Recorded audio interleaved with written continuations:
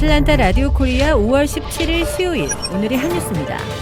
조 바이든 대통령과 케빈 메카시 하원 의장 등 워싱턴의 최고 지도자 5명은 2차 백악관 회동을 갖고 이번 주말까지 국가 디폴트를 피하기 위한 합의안을 도출하기로 했습니다.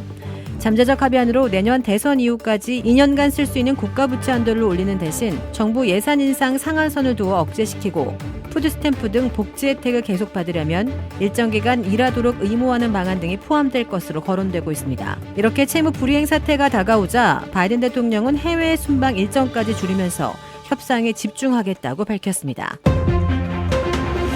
원달러 환율이 1337.2원으로 하락하며 장을 마쳤습니다. 7거래일 만에 원달러 환율이 소폭 하락한 건데요. 수출업체 내고 물량 유입과 함께 외환 당국의 개입 경계감 등에 따른 것으로 보입니다. 무엇보다 다른 주요국 통화 대비 한국의 원화 가치가 크게 떨어진 영향이 큽니다. 가뜩이나 한국과 미국의 금리 역전에 따라 한국의 통화 가치가 하방 압력을 받고 있는 상황에서 수출 여건도 좋지 않기 때문입니다. 또 중국의 경제지표가 줄줄이 기대 이하의 성적을 낸 데 이어 위안화까지 약세를 보이면서 원화 가치가 함께 연동돼 약세폭을 키우고 있다는 분석도 나옵니다. 여기에 미국의 부채 한도 협상이 난항을 겪으면서 안전자산 선호 심리가 강해진 것도 영향을 준 것으로 보입니다. 백악관과 공화당, 민주당 상하원 원내대표가 참여한 2차 부채 한도 협상에서도 합의점을 찾지 못하자 시장에서 위험 회피 심리가 고조된 겁니다. 이와 함께 최근 미 연방준비제도 인사들이 추가 금리 인상 가능성을 열어두는 매파적 발언을 잇따라 내놓은 것도 달러 강세를 이끈 것으로 보입니다. 텍사스주에서 12세 소년이 자기 일행과 시비가 붙은 30대 햄버거 가게 종업원에게 총을 쏴 살해하는 사건이 벌어졌습니다. 어제 텍사스주 존슨 카운티의 소도시 킨 경찰에 따르면 12살 소년이 지난 13일 밤 시내 햄버거 가게 소닉 드라이브인 주차장에서 AR-21유 소총을 쏴 이 가게 종업원 매슈 데이비스를 사망케 했습니다. 현지 경찰은 이날 오후 10시경 햄버거 가게에서 총격이 발생했다는 신고를 받고 출동해 현장에서 데이비스가 여러 발의 총을 맞고 쓰러져 있는 것을 발견했습니다.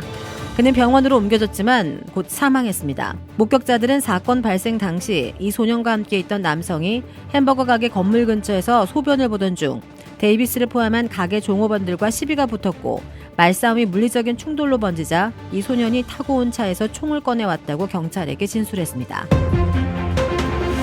한 캘리포니아 여성이 이탈리아의 유명 휴양지 시칠리아의 집 3채를 단 3.3달러라는 저렴한 가격에 구매해 화제가 되고 있습니다.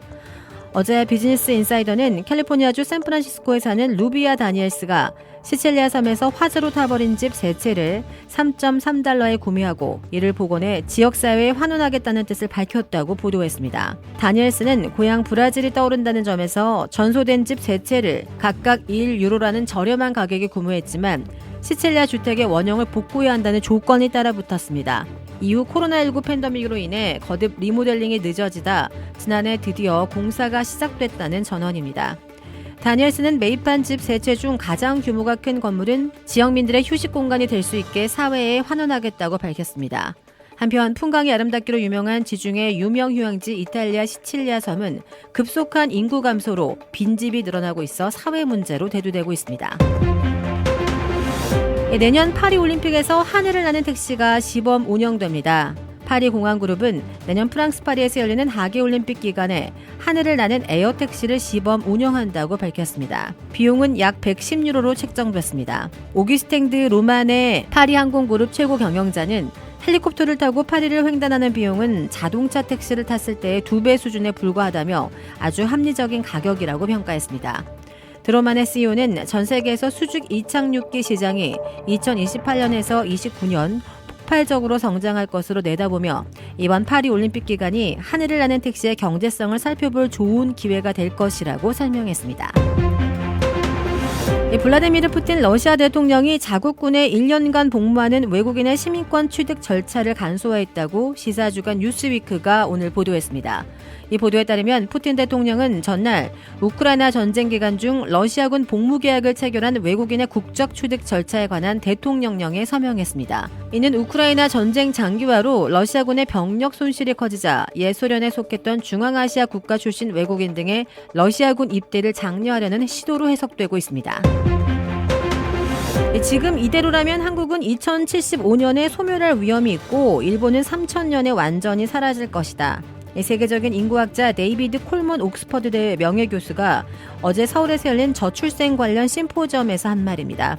콜먼 교수는 2006년부터 한국의 저출산 현상이 계속되면 전 세계 1호 인구 소멸 국가가 될 것이라고 경고했던 인물이기도 합니다. 콜먼 교수는 한국을 포함한 일본과 대만, 홍콩, 싱가포르 등 동아시아 국가들이 기록하고 있는 낮은 출생률의 원인으로 가부장적 가족주의, 과도한 업무 문화, 과열된 교육 환경, 낮은 양성평등 지수, 동거문화와 비혼 출산에 대한 폐쇄성 등을 꼽았습니다. 이에 따라 여성에게 결혼은 매력적인 생활이 될 수 없는 반면 행정 시스템과 정책은 비혼자를 고려하지 않고 있다고 비판했습니다. 주택 구매뿐만 아니라 커머셜, 웨어하우스, 비즈니스 건물까지 부동산계의 큰손 이주환 부동산. 크레딧 카드 빚 최대 80%까지 탕감. 크레딧은 지켜드리고 빚은 줄여드리는 오스리 컨설팅이 오늘의 한 뉴스를 후원합니다. 이상 애틀랜타 라디오 코리아 5월 17일 수요일 오늘의 한 뉴스의 고지선이었습니다.